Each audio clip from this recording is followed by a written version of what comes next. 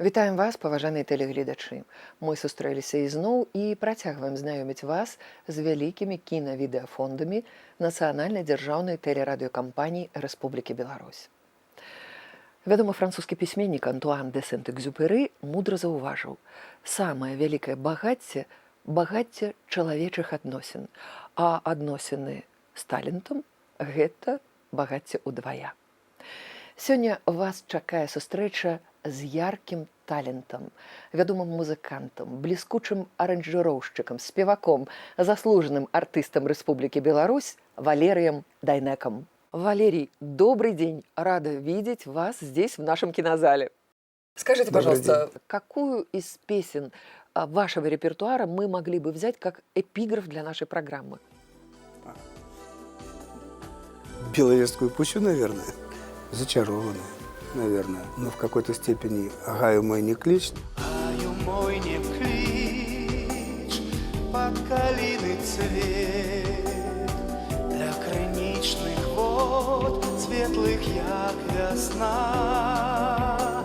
Там я няма, полетела у свет, наша реченька высохла до дна. Там я няма, полетела у свет, наша реченька высохла до дна. Валерий Дайнека нарадзіўся 29 лістапада 1951 года ў Родзінску у музычнай сям'і. У 8гадовым узросце паступіў у музычную школу пры беларускай кансерваторыі па класу скрыпкі, але скончыў як альтыст. У школе захапіўся джазавай музыкай і ў старэйшых класах прымаў удзел у групе «Міністрэлі». У 1970-м, не паступіўшы ў кансерваторыю, быў залічаны на 3-й курс мінскага музычнага вучылішча па класу альта. Працаваў у некалькіх вакальна-інструментальных ансамблях, у тым ліку ў «Чырвонай руце», «Равесніку», ансамблі Валенціна Бадзьярава, аркестры беларускага радыё і тэлебачання пад кіраўніцтвам Барыса Райскага. Больш за 15 гадоў быў салістам залатога складу ансамбля «Песняры». Працаваў у дзяржаўным аркестры сімфанічнай і эстраднай музыкі Рэспублікі Беларусь пад кіраўніцтвам Міхаіла Фімберга. У гэты ж час выступаў у складзе джаз-групы «Пяты кут». С 1998 года з'яўляецца солистом ансамбля «Белорусские песняры». Скажите, пожалуйста, вы обладатель неповторимого, красивого, сильного голоса. Как вы считаете, это удачная комбинация генов родительских или в том числе все-таки упорный труд и работа? Родители, нет, вот тембра и голоса не добьешься, если ты его не принес с собой с детства. Да, у меня вообще такой сиплый голос был в детстве, и я не думал вообще, что буду петь, и, в общем-то, никто об этом, наверное, не думал. Я, можно сказать, вырос в музыкальной семье, и отец мой был хоровик-дирижер, играл на баяне, дома часто концертировали, тем более, что брат мой пианист, джазовый пианист, очень хороший пианист, и дома я брал скрипочку, что-то там играл, приходили гости, а потом я уже дальше немножко пел. Мама не музыкант, но она очень музыкальная, наверное, самая музыкальная была в семье. Она пела исключительно чисто и всегда меня поправляла, меня всегда это раздражало ужасно, когда просто она не знала, что в то время, когда я гоняю гаммы просто туда-сюда, я еще читаю какую-то книгу, умудрялся. Цицерон. Однако. Когда я слышал с кухни ее голос: «Валерик, фальшиво!» «Мама!» — говорил я, и все. Вот какие бы слова сейчас для нее произнесли? Я бы для нее сейчас, наверное, ничего не произносил. Самое лучшее, что было бы для нее, это если бы я ей просто спел песню «Мама». Потому что в этих стихах там вся любовь, вся горечь от каких-то разлук и прочего. То есть там есть все абсолютно. Приглуши в гостиной свет, мама, посидим в тишине. Слов не нужно ни мне, ни тебе. чтоб друг друга согреть. Как умел я, так и жил. Мама, обо мне не грусти. И за все, чем грешил я в пути, не суди, но прости. Мама,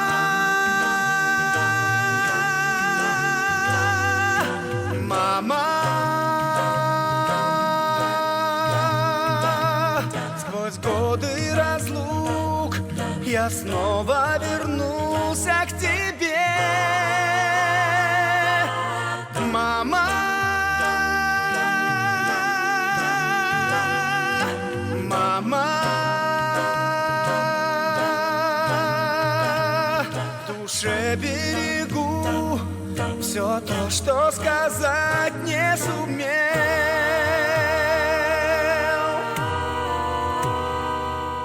Дети, которые учатся в музыкальной школе, как правило, им дают какие-то прозвища. Паганини там, или еще как-то. У вас в музыкальной школе свое прозвище было? Ужасное было прозвище. Какое? Семашко. Не совсем, может быть, приятное воспоминание, хотя я вспоминаю их с теплотой, может быть, неприятные для родителей. Но когда-то у меня так случилось, я сломал себе колено, и у меня был туберкулез колена. Я очень долго лежал в Крыму, потому что тогда эту болезнь лечили там только. 2,5 года я привязан к постели. Долечивался в течение 3 лет, по 3 месяца летних я проводил там. Это был санаторий Семашко. Вот. Для меня Семашко ничего не значило. Сейчас я знаю, что это великий там доктор. И вот в школе, естественно, знаете, добрые люди всегда же найдут что-нибудь, чтобы тебя там подковырнуть, уколоть, напомнить тебе, что ты вот все-таки какой-то не такой, ты какой-то особенный. Семашко ты, все.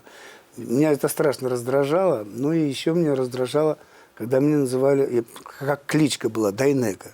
Дайнека, иди сюда.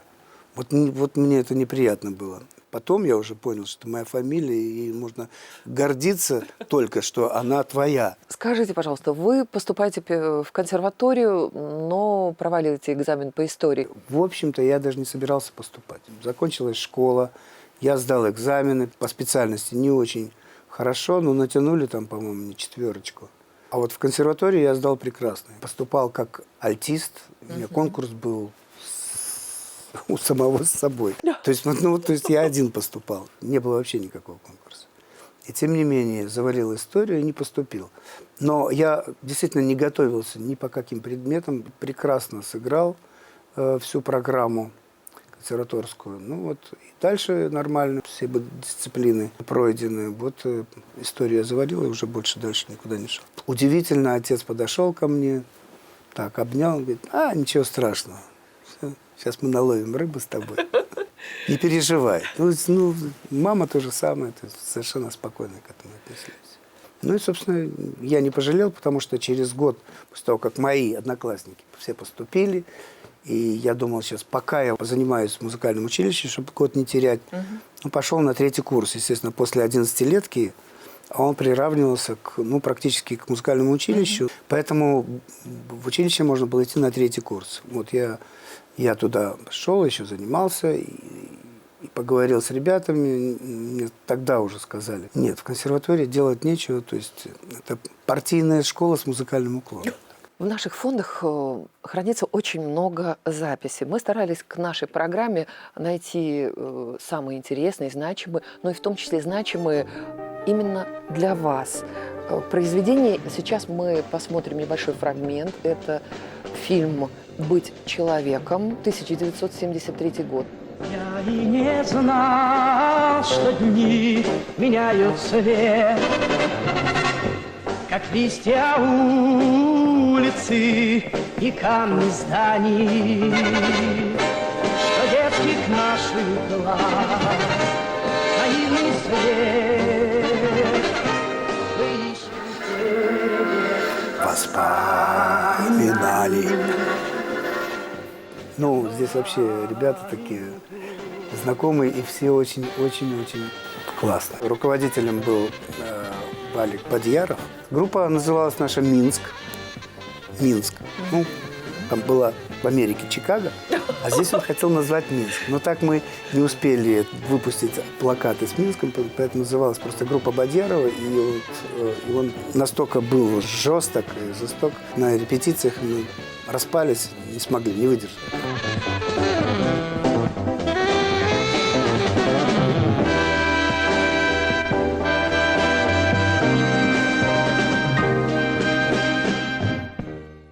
Валерий, немногие могут похвастаться такой музыкальной творческой карьерой, как у вас.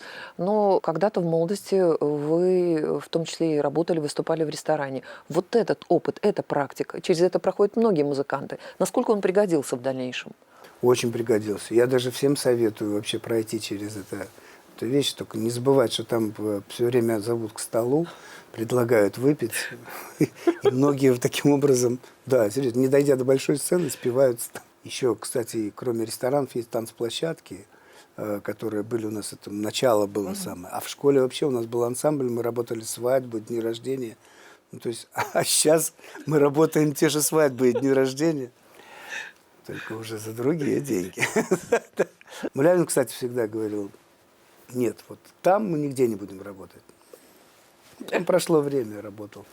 Мулявин очень часто заходил в «Каменный цветок» к своему другу Алику Волочинскому. И так мы познакомились.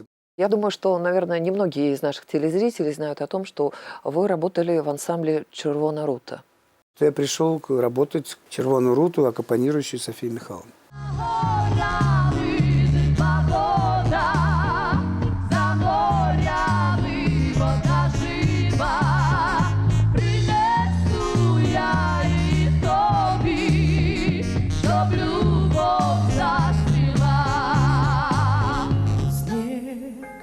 Чего красивый снег, я по снегу, как во сне, в старый дворик убегу. След, одинокий чей-то след, будто отзвук давних лет, затерялся на снегу.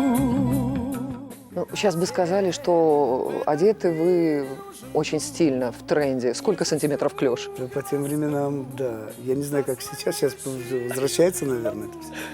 Ну, возвратится точно, абсолютно. А тогда, да, было очень стильно, модно. И вообще ребятки все молодые, классные. Ну, только манера мне не нравится. Здесь такая манера, знаете, я уже там нахватался немножко. Когда уже отправлялся на Украину, я сходил на концерт песняров впервые. Я послушал песняры и пришел просто выразить восхищение. Ну и заодно вот Юра Денисов, который пел эту песню, мне написал вот подстрочный текст и мелодию. Ну и я сделал сам аранжировку, вот, и мы вот спели. Всем в этом мире нужен друг, нежность рук и ласка губ, заслоняющих беду. Будет вьюга и метель, хоть за 3-9 земель, подожди, и я приду. Почему все-таки ушли с «Червоной руты»? Что-то не сложилось внутри коллектива? Ну, я приехал в Черновцы, и там были такие условия, то есть общежитие на ремонте, и нас поселили где-то на окраине города, где ни инфраструктуры вокруг дома было, ничего. Кровати с панцирными сетками. Это место с моей спиной тогда уже, которая начинала побаливать. Я позвонил своему другу, такой есть Александр Волочинский. У него жил в то время Владимир Георгиевич Мулявин, который оставил уже первой семье квартиру и жил у него временно там со своей женой. Он говорит, тебе не надоело еще там? Так. Надоело, честно. Он говорит, ну так давай, мы уже тебя ждем. Я предлагаю сейчас нам вспомнить одну из самых популярных песен из репертуара песняров. Заповедный напев, заповедная даль, свет хрустальной зари, свет над миром встающий. Мне понятна твоя вековая печаль.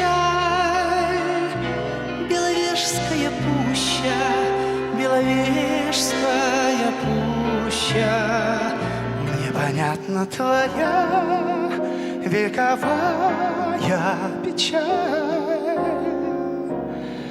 Беловежская пуща, Беловежская пуща, Валерий, а признайтесь, у Николая Добронравова 5 куплетов, а в песне 4. Почему? Да, ну просто вот этот куплет про «Дети зубров твоих не хотят вымирать», ну он такой уже, такой политический смысл унес, такой, когда истребляли животных. Мы думали о детских сердцах, о зрителях, которые вот эти слова, наверное, не очень приятно будет слышать. И потом его некуда было там вставить. Она и так почти 5 минут песня идет. Хронометраж очень большой. С его согласия, не то, что там. Да. Конечно же, мы с ним выбирали и вот решили вот это не петь. А скажите, пожалуйста, после такого оглушительного успеха не было ли у вас... Эйфория? Нет, подождите про эйфорию. А, кстати, эйфория была? Нет, ну как это внутренний... Это же бешеный успех у песни. Ну, бешеный успех у песни уже был, кстати. Мне не принадлежит первенство. Там уже спел «Мальчик» с хором, и Белла Руденко, и Юра Денисов. Но, честно сказать, мне не совсем нравилось, как Юра ее поет. И мне показалось, что вот я смогу что-то сделать как-то иначе, помягче, чтобы это все-таки была пуща беловежская, а не пуща беловежская. Твой заветный напев, чудотворный напев. Беловежская пуща, Беловежская пуща.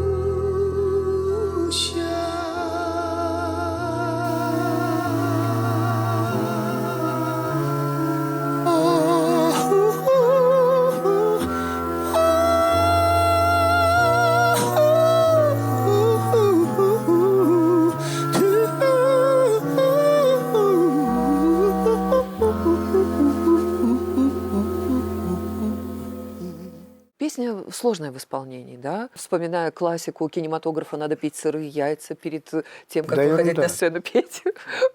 Как вы заботитесь о голосе? Я в таком случае говорю, вы не портите яйца, сделайте яичницу. Валерий, скажите, не менее популярная песня «Слуцкие ткачихи». А как она пришла именно к вам? Ведь исполнители все с очень хорошими голосами. Володя вот специально как бы он сказал, я тебе написал песню. А дробных нил, а дробной хаты у панский двор деля красы. Яны бездольные узяты ткать золотые поясы. Ну, халаты классные.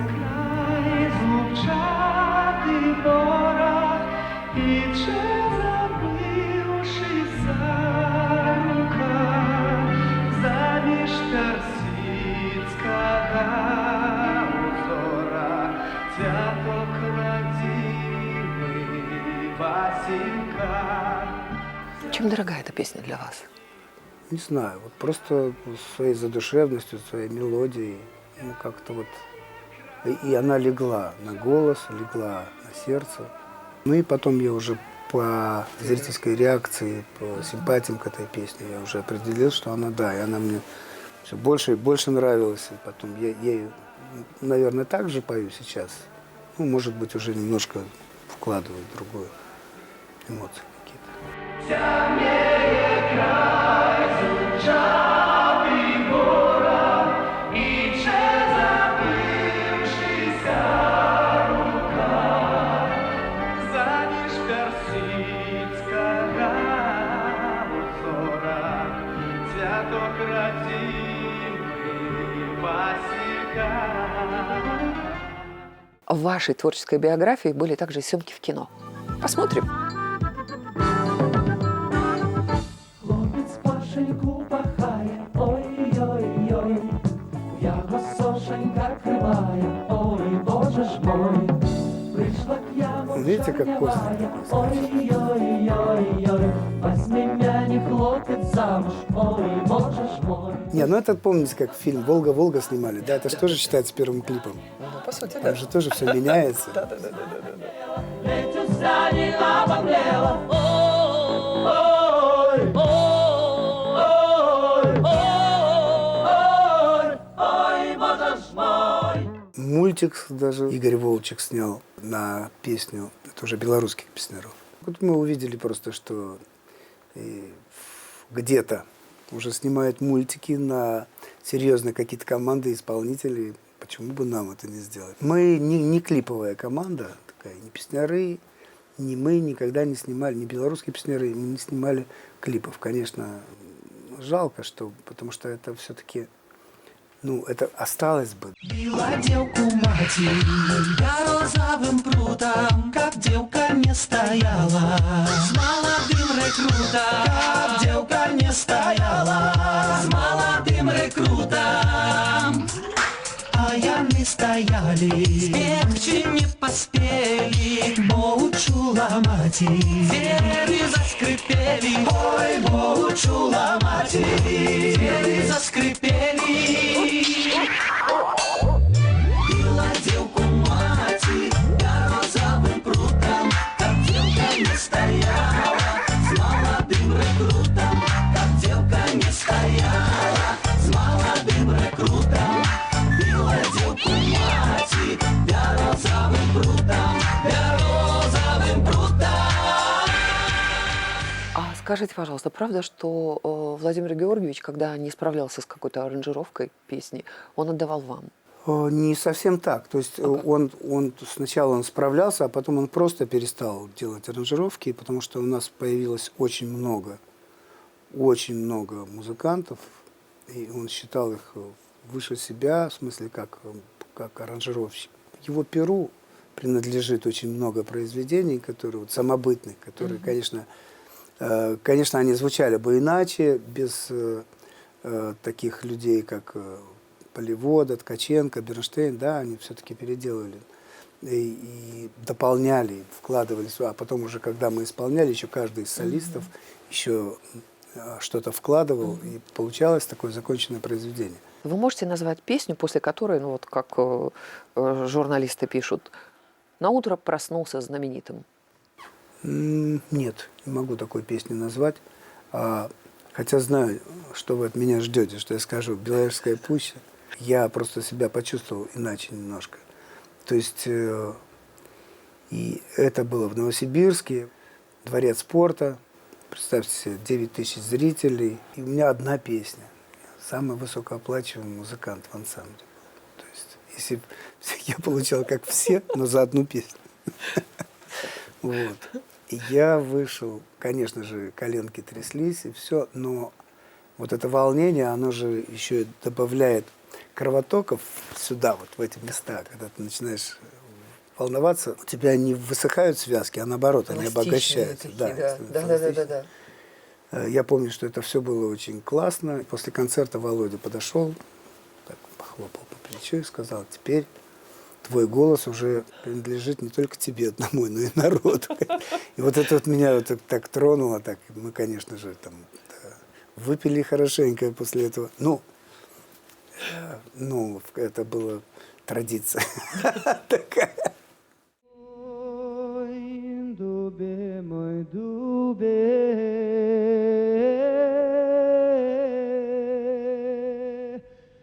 кучеравый дубе, ой, на тебе дубе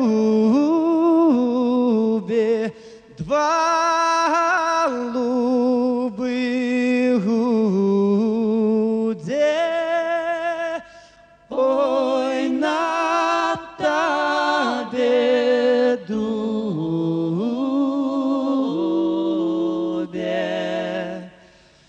два голубых гуде.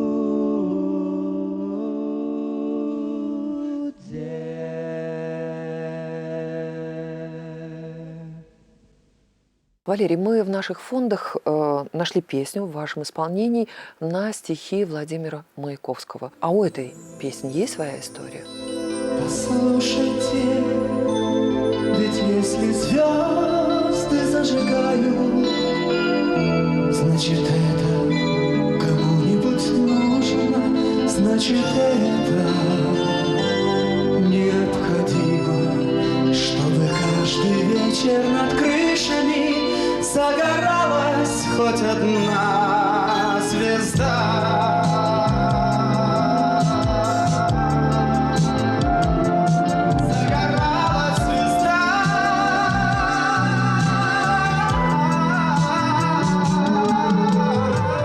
История песни такова.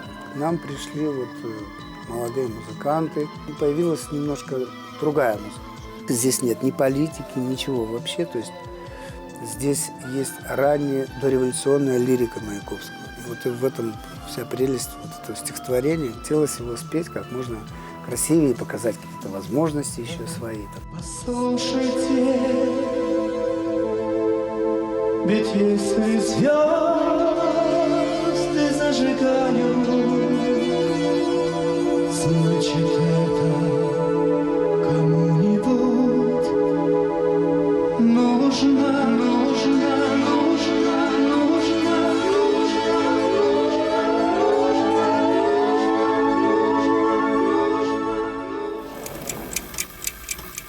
Разрыв, который произошел в песнярах, способствовал тому, что появляется новый музыкальный коллектив, белорусские песняры.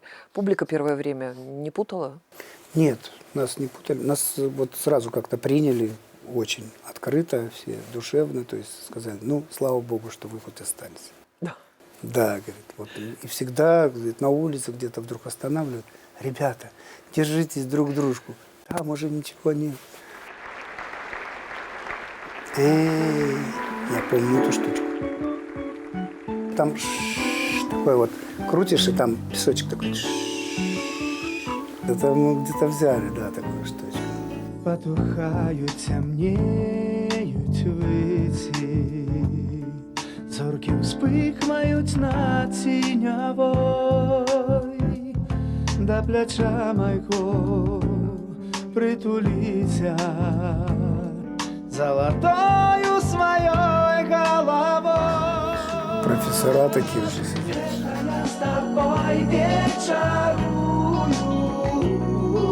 туманами тебе я чарую, васильком шепотливою мовою зачароваю, заколыхваю я тебе.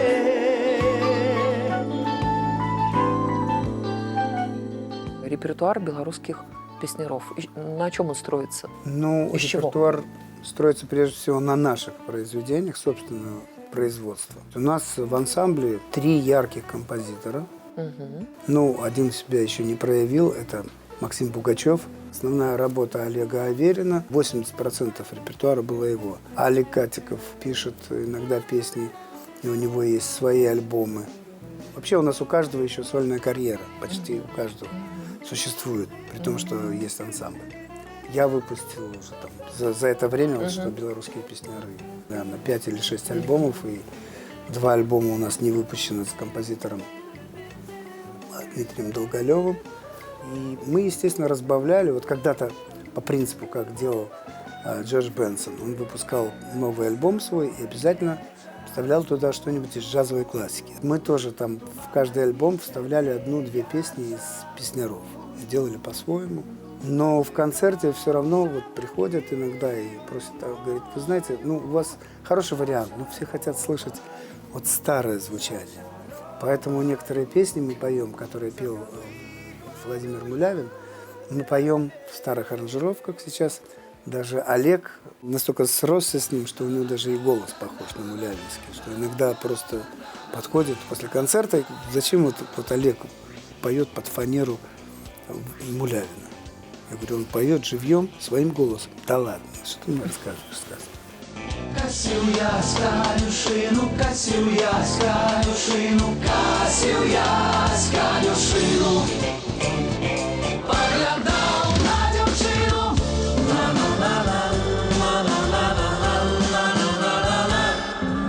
стало тихо, тихо на усёй земли.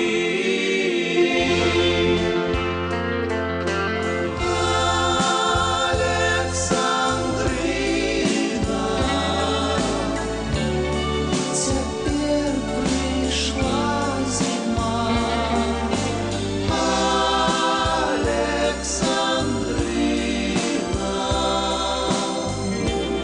шукаю я няма того, что раньше было. Няма того, что раньше было. И только надпись Вероника. И только надпись Вероника.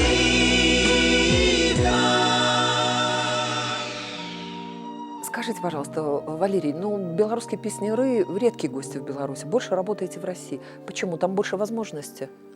Ну, редкие гости были раньше. Во-первых, и кризис всемирный, и в России, и в Беларуси у нас везде кризис. Работы стало меньше намного у всех артистов. Но мы все равно держим марку, держим свое имя как-то вот так вот. И отказываемся даже от многих концертов. В Беларуси сейчас мы проводим гораздо больше времени, чем раньше. Права ли буду, если скажу, что дружба объединяет вас сильно и крепко внутри коллектива? Да, да, честно. Честно, так оно и есть, потому что ну, вы можете даже просто посмотреть по составу, он 20 лет практически без изменений. Подтверждение о дружбе, так, наверное, шутить могут только настоящие друзья, те, которые понимают и чувствуют друг друга. Если б судьбу знали заранее, что средь дождей встретимся мы. Сколько лет прошло? Четверть. А нас уже черт знает, что думают. Я бы пришел к вам на свидание за полчаса до весны. Опозданием, что слова любви, что совсем другим. За полчаса до весны, что совсем другим. За полчаса до весны.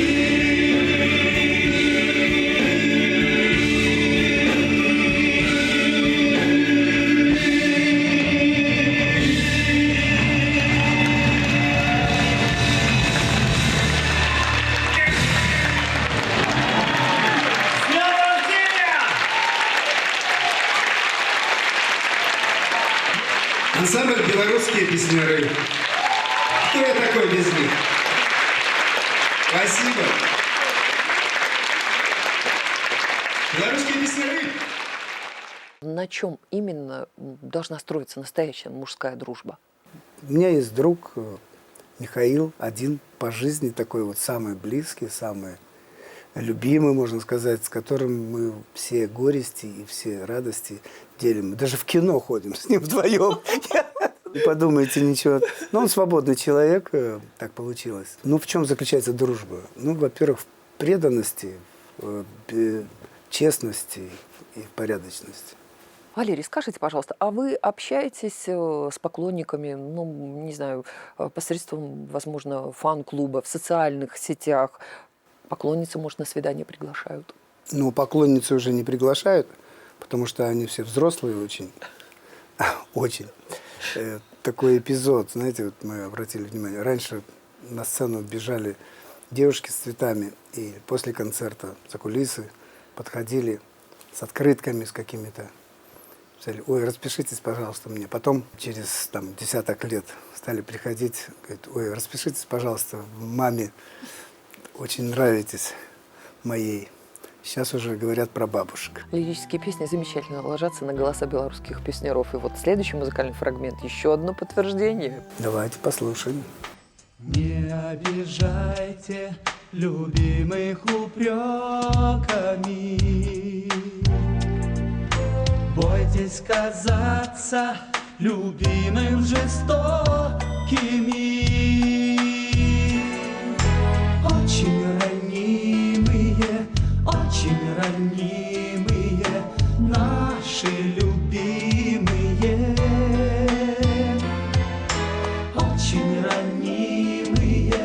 Очень ранимые наши любимые. Ради высокой любви мы обязаны помнить, что с нами пожизненно связаны. Нитью незримою наши любимые. Нитью незримою наши любимые. Ваши обе дочки поют. В этом есть ваша заслуга? Занимались с ними? Наверное, заслуга есть в том, что у них был папа такой, который пел. Любовь просто к музыке, к песне, наверное, как-то она привелась сама собой. Но я с ними, честно скажу, не занимался ни со старшей, ни с младшей. Если младшая подавала надежды какие-то, то это Вика. А то у Янки как-то голос появился неожиданно совершенно. Я как-то приехал в Москву, и мне позвонила супруга, говорит, вот послушай, мы тут в караоке дома там поем, и послушай Янкин тембр. Вот как. Я приехал, обалдел, честно говоря, просто такой низкий, такой голос, и с вибрацией уже, с такой достаточно профессиональной. Янку я все время брал, да и Вику тоже, все время на какие-то наши записи постоянно. Они там общались с артистами, завлекло это. И как-то я познакомил Янку тоже с одним продюсером. Он ее пригласил в группу Инны Маликовой, которая только образовывалась. Это «Нью Самоцвет». До сих пор уже 13 или 14 лет они уже вместе. Но иногда просто вот из-за ее работы я уже не могу увидеть внучку, потому что она ее тоже загрузила. Сейчас она ходит в доме Сольку там. Яська. Совсем недавно я был в гостях, и мы даже втроем, я, Янка и Яська, спели «Беловежскую пущу» кусочек.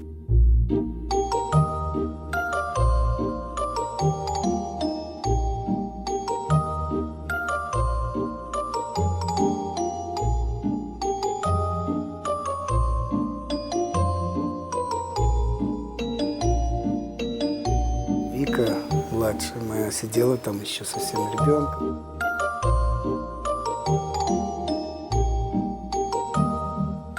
Кругленькая мордашка такая-то себе. А Виктории помогали, протежируете тогда, сейчас? Или все сама? Она все делала сама, она вообще такая очень такая Целенаправленная? Целенаправленная, да.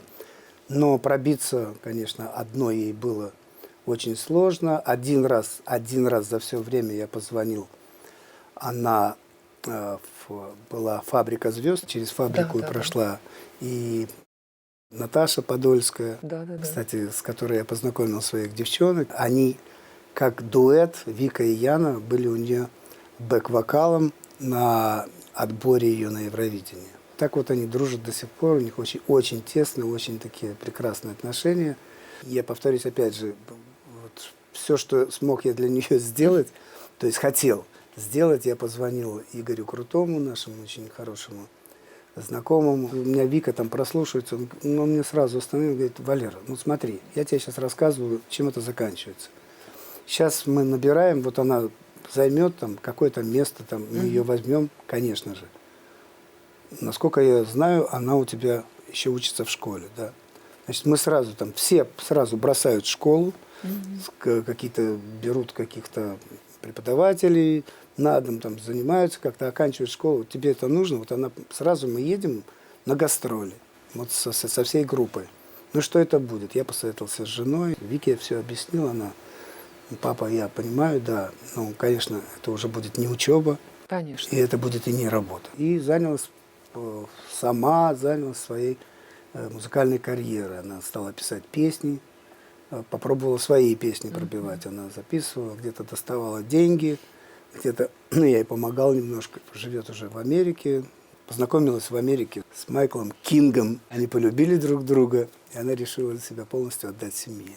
И сейчас ожидает 3-го ребенка. Много себя занимает. Она и готовит, шьет, она и занимается дизайнерской какой-то работой, там, обновляет квартиры. Вот. И поет. 2-3 раза в неделю она поет просто для себя. Говорят, что на свадьбе вы исполнили песню на английском языке. А почему не на белорусском? Показали бы милогучная, Мне пригожая хотелось- мова. Мне хотелось, во-первых, спеть просто хорошую песню, красивую, Стиви Вандера, All is fair in love. All is fair in love. Love's a crazy game. Two people want to stay. And love and they say.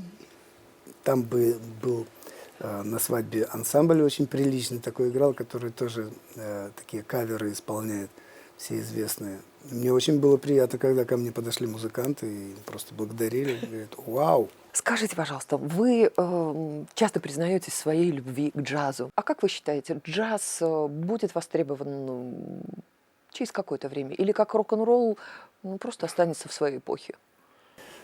Нет, джаз это не рок-н-ролл. Ну, это понятно. Нет, рок-н-ролл это как какое-то веяние музыки, а джаз это просто уже сама музыка, потому что она сравнима с классической музыкой, она будет вечна. Джаз будет вечным, это точно, абсолютно. Он будет видоизменяться, он будет называться иначе как-то. Вот сейчас джаз-рок, фьюжн, там, я не знаю, там еще куча есть названий. Climb into the moon and let me play among the stars. Let me see what spring is like on Jupiter and Mars. And other world. Ансамбль «Пятый угол», Боря Бернштейна. У меня есть эта же песня, где я впервые пою в филармонии. Я там все перепутал текст, черт-те что. Fill my heart with song and let me think forevermore. You are all I long for, all I worship and adore.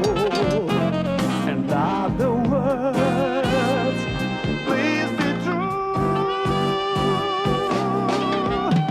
In other words, darling, I love you.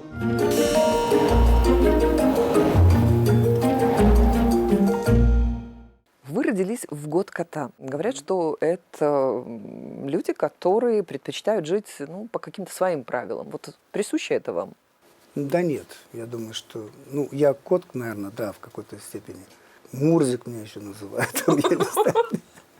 У меня это как-то и не умиляет, и не раздражает ничего. То есть я спокойно к этому отношусь, но кот и кот. Может быть, поэтому у меня есть такая привычка. То если брат мой, допустим, ест, обязательно что-нибудь оставлял в тарелке, я же облизывал тарелки. Ну, кот настоящий. Мама всегда говорила, вот смотри, как надо есть. Появилось ощущение, что вот крепко стоите на ногах после того, как появился дом вот на земле предков? Ну да, что-то в этом есть, конечно, такое значимое. Во-первых, на земле предков, во-вторых, мой сосед, мой брат родной, с которым мы каждый день там общаемся. Ну, это очень здорово. И хорошо, что именно в этом месте я взял, потому что место было совершенно безобразное, хоть и на берегу, но там вообще ничего не было. То есть пустырь такой вот, с такими ухабами, с камнями, с какой-то проволокой. Мусор там где-то около берега все это сгребали. Сейчас потихонечку от всего этого избавились и просто сделал такой оазис. Внутри еще надо что-то достраивать. Когда был построен дом, тут же был посажен сад. У меня там где-то 14 деревьев. Они еще тоненькие, но уже ломаются от плодов. Да, надо за Яблочный ними год следить. и вас настиг. А этот яблочный год, да, 3 ветки минус, да. Что-то все-таки еще и готовите сами. Готовить я люблю, особенно завтраки. А что такое ваш завтрак? Что это? Что-то на скорую руку? Обед, вы сами понимаете, это может быть суп любой, протертый я очень люблю, там, и прочее. А завтраки, ну, где-то 4 или 5 видов в неделю, там, вот я стараюсь Не повторять. Да, не повторяться. Это прежде всего, значит, 2 стакана воды. У меня стоит соковыжималка, она никогда не убирается. Обязательно утром или смузи, или сок. Это не завтрак, это начало. Обязательно или овсянка. Ну, 2 раза в неделю у меня получается съесть ее там, с каким-нибудь сыром там, или что. На воде, только на воде, никакого молока, ничего. Иногда забываешь про фигуру, потому что там куча гостей. У меня еще такая неделя насыщенная получается. В понедельник я собираюсь у одного друга. Это традиция у нас. Там одна компания. Вторник я делаю разгрузочный день. У меня кефирная диета, я пью целый день кефир. Так. В среду у нас пивной вечер у меня дома. Но вот этот пивной вечер, это не столько пиво, сколько рыба.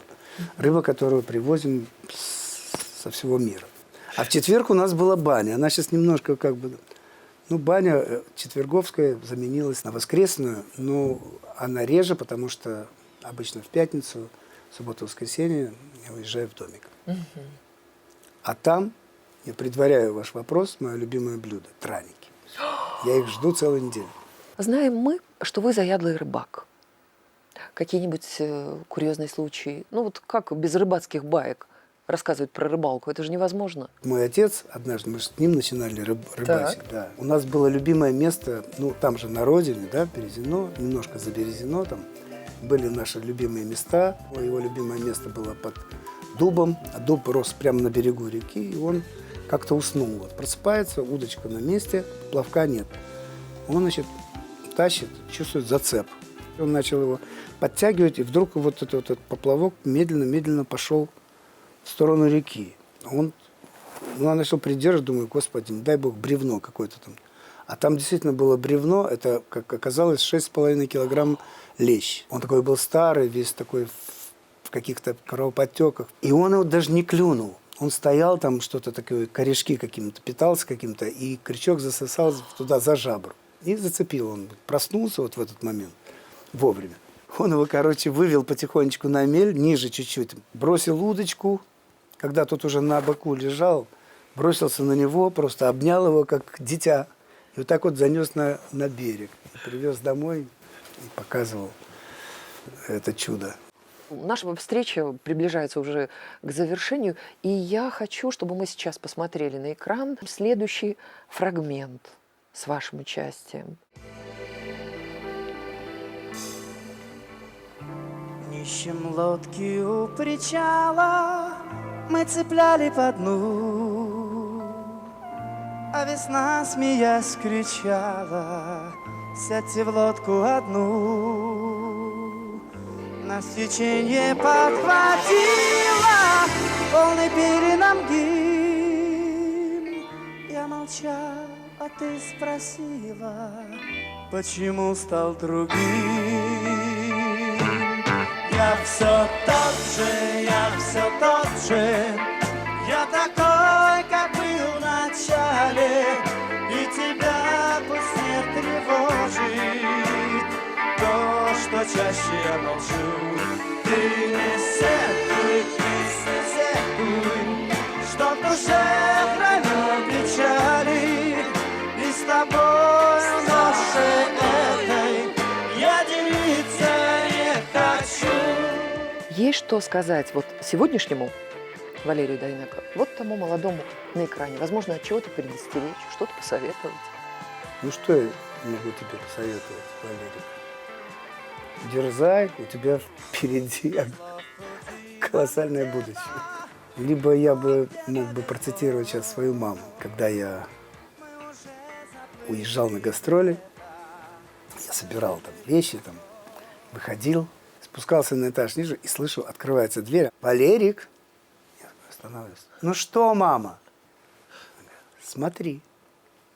В этом столько смысла потрясающего. Да. Валерий, я благодарна за то, что вы сегодня были нашим гостем. Столько интересного рассказали о себе, о творчестве, о друзьях, о семье. Я хочу пожелать вам продолжения творческих планов, осуществления их, концертов, чтобы у дочек, у внуков, у всех все складывалось, у вас. Ну и, как еще говорят профессиональные рыбаки, да, ни хвоста, ни чешуи. Спасибо. Ну, я буду стараться, конечно. Вот и все. Забыл дороги опять. Меня не пробуй понять. Жизни ход ты не пустишь вспять. Потерять легко, труднее найти. Что ждет меня там впереди на пути? Не грусти, отпусти, прости. Поезда уносят меня туда, где горе не беда. Навсегда, навсегда. Иногда мне кажется, поезда похожи на года. Паважаныя тэлегледачы, мы былі рады новай сустрэчы з вами. Рады былі ізноў прыадкрыць для вас вялікія кінавідэафонды Нацыянальнай дзяржаўнай тэлерадыёкампаніі Рэспублікі Беларусь. Калі у вас з'явілася жаданне набыць відэаматэрыялы для ўласнага архіву, калі ласка, звяртайцеся да нас. Дасылайце прапановы, каго б вы хацелі ўбачыць госцем нашай перадачы. Задавайце пытанні на нашых старонках у сацыяльных сетках. Да наступнай сустрэчы!